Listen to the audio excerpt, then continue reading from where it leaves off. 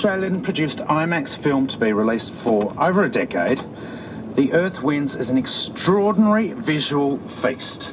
Joining us to discuss it is co-producer Matt Downey. Welcome. Thank you. It is, just from the trailer, it is out of this world. I mean, it is of this world, but the photography is out of this world. It's beautiful. Yeah. Tell us about it. Well, it sort of came about a good 7 years ago when we were collecting a camera system over in the US, and we had the opportunity to see the aftermath of Hurricane Katrina, which and the camera system we were collecting was a highly gyrostabilized system that basically allows you to sit above any subject matter, wildlife or natural disasters, and just you get this immense perspective of the world. So this is a high-end version of the image stabilizers we have in all of our digital cameras, kinda. More so. For the sake of this, yeah, sure. But I guess it's a bit more mechanical, I guess, in nature than a digital version. It's electronic. It's actually a system that's controlled by the gyro in it, controlled by the US State Department. So they use it in military applications. So it's very, very high end. So what it does is enable you to be in a helicopter, fast moving, and get a very smooth pan. Yeah, exactly. It's like having, in a sense, a camera on a tripod on the moon, and you're zooming in on something. So it's a lock steady shot. What it has delivered is quite beautiful, and it is images of the Earth in beauty and tragedy, all from the air. Yeah, exactly. And it allows you to get that perspective from 1,500 feet up and beyond. And at times, well, if we've done what we've set out to do, is it doesn't necessarily appear like a typical aerial shot. It's just a change in perspective. And why is that? Because even just from the trailer, you get a sense that this is different.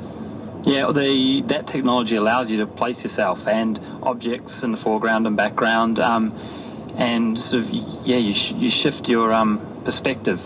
The camera allows you to do that, but what we've tried to achieve is like a narrative shift. So here's this omniscient view of the world, and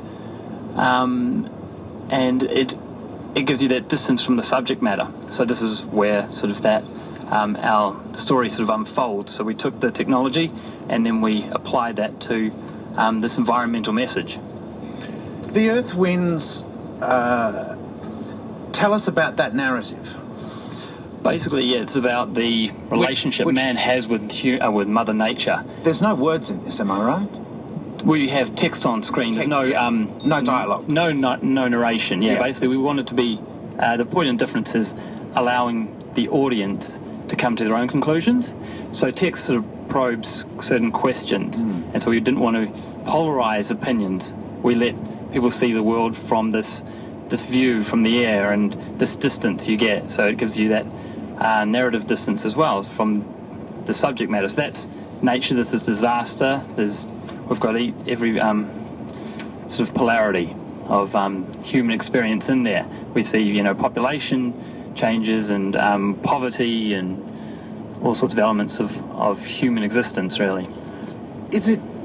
It's taken about 7 years to put this together, is that right? Yeah, so we've had a number of things we've wanted to film over the years, and sort of opportunities just sort of arisen, and then from that we were doing a documentary, travelling all over Australia, and we saw the effects of mining, and we also saw these old mines which were suddenly being reformed, reshaped by nature. We'd left them, we'd taken all the goods from the earth. And just walked away. Yeah, they've been walked away, and then nature's come in and sort of nourished it back to life. And so it was, for us, it was this experience of, well, no matter what we do to the earth, we'll, pillage it, but the earth will always take it back and will always survive. And so we have this social responsibility for the environment, and if we want to survive, we have to be responsible to it.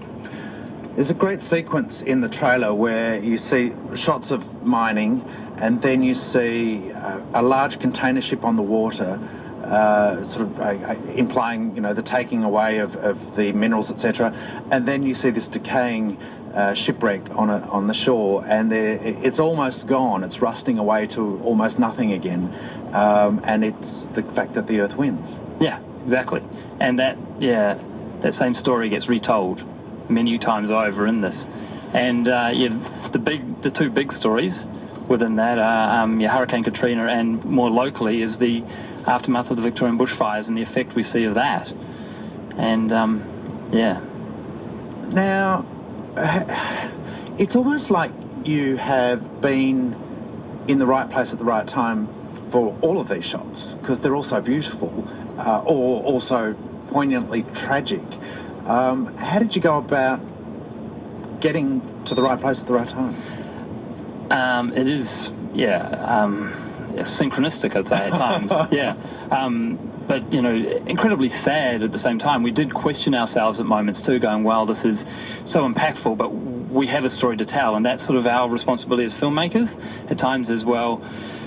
Here's something we can reflect. This is what we can give back, to the world, and that's the reason why we took it. But we took it, with responsibility as well. We don't want to see the disaster for its immediate impact, and that's why we don't want to show the fires so much as the aftermath, and then what we can do, our relationship with the Earth, and how we can affect it in a positive way. And so there are these disaster parts of the film, but also these amazing miracles. And so there was, for example, the scenes over South Africa when we're filming over the whales, and this was actually this has never been seen before, we've been told by one of the captains of the Sea Shepherd recently. He goes down to Antarctica, and they fight against the whales, and they were saying that they just have not seen footage where these whales, 3 whales in formation, start moving, and then these dolphins come into play with them as well. And so we had the opportunity off the coast of South Africa to just film it and sit there for over an hour while this unfolded in front of us. And it was, with the technology, we have that ability now to sit there for an hour with a camera system rolling, and previously you just wouldn't. It's shot in a format for IMAX, which is its own format, I understand. IMAX, is its own. It's a giant screen format, and you do shoot which means differently. Ultra high definition, doesn't it? Yeah, it is, and the way you shoot for it, because the screen sort of envelops you as well as the audio, it's a very different cinematic experience, and we shot specifically for that. And so this film has a different pace, has a different audio experience, and the visuals shot specifically for that experience.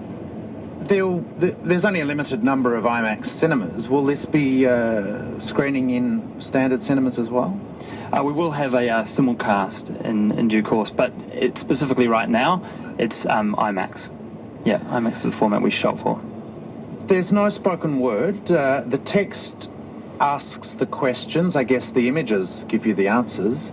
But the music track is pretty special. Yeah, that all ties in specifically with those shots as well. And if we let the text speak on screen, but as well the lyrics are really important, and they're political at times, and at times they are just celebrating the imagery. We have Coldplay's "Fix You," we have Temper Trap's "Miracle" and Drum Song, we have The Who, "I Won't Get Fooled Again," and we have a number of songs from New Order and Yothu Yindi as well. This is going worldwide, I guess? Yes, internationally, yeah. You're a young producer to be on board a project that is 7 years in the making. This is a big feather in your cap, I'd suggest. Oh, thank you. It's been an interesting journey, and we didn't know where it would go at times, but it's one of those things where you just think big, have a big vision, and we've had the support of people who've believed in this project for a long time. Melbourne Museum have been fantastic. Richard Morrison at the IMAX Museum has always loved what we're trying to achieve, and so that's it gives us the force to go forward with it. Was there a clear plan from the outset as to what you wanted to achieve, or did that evolve by the gathering of this information, these images? The initial instigation was the experience in Hurricane Katrina in 2005, and then the bushfires in 2009. Once we had those two elements, You filled in the gaps elsewhere. We filled in the gaps. The story came together and sort of led what we were trying to tell. But it's been quite organic in its development. But how do you go out off the coast of Africa and want 3 whales playing with dolphins and find it? Yeah. Do you know what I mean? How do you find that? Yeah, that was a bit of a miracle in itself. Strangely, the song "Miracle" plays over that. Sarah is her own force, and she's the other producer, and she said, "No, let's stay out here. Let's see what we find." And on the horizon, she saw something moving in the water, and then suddenly, those are the whales, and that's it. It sort of came about. So. Wow. Yeah. And the crystal clear water, beautiful day, clearly, perfect cinematic experience for you to film. Yeah, exactly. Wow. And it's been it's been a great tie-in for the Environmental Film Festival as well. The overall message, ties in perfectly, and so we're looking forward to seeing it again, and with the panel discussion as well. Tell us about that. That's on a specific day? Yes, so we're screening for the Environmental Film Festival tomorrow night, 7:30 at the Melbourne IMAX Cinema. Yeah. And we have a panel discussion with the festival director Nick Aberley, David Caroli, who's a earth science professor, and he's been awarded in conjunction with he was awarded a Nobel Peace Prize with Al Gore as within that team. And then we also have Sarah Hine, the producer, and Jerry Grayson, the director, speaking. That's tomorrow night? Yes. But the film itself is titled The Earth Wins. It is playing through to the 13th of September, is that right? Yes, that's correct. As part of the festival?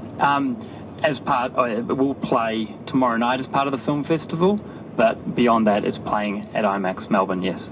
So check out imaxmelbourne.com.au for more information. And there is a website too for The Earth Wins. Matt Downey, co-producer of The Earth Wins, thank you very much for joining us on Word for Word today. Thank you for having me. Dean Beck with you across Australia on the Community Radio Network.